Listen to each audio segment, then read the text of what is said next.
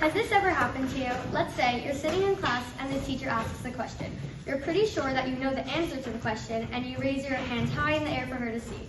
You really want the teacher to call on you, but she doesn't call on you. She calls on someone else and they answer the question. It turns out you would have been wrong. How would you feel in that situation? I think we would all have felt a bit silly. In the Bracha of Al Tachonin, we are thanking Hashem for giving us the knowledge that we have. Although we may not be right every single time, Hashem gives us the ability to learn. The Bracha of Al Tachonin says, Al Tachonin la'adam das malanai enosh bina chaninu metzla chachma bina v'askel baruch atah Hashem chonin hadat, which means you gracefully give knowledge to man and you teach understanding to the mortal. Grace us with knowledge, understanding, and intelligence from you. Blessed are you, Hashem, who gracefully gives knowledge. The Mishnah in Pirkei Avot says, Ein bina im ein da'at, im ein da'at ein bina. If there is no intellect, there is no knowledge.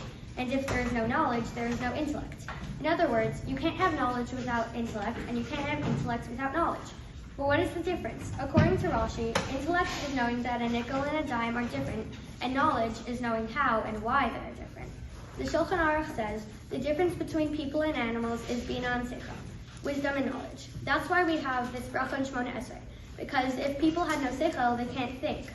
They won't be able to daven, and what would the world look like if people couldn't daven? People would feel helpless and lonely, as if they had no one to turn to. This bracha is meaningful to me because sometimes we don't think of our ability to think as a bracha.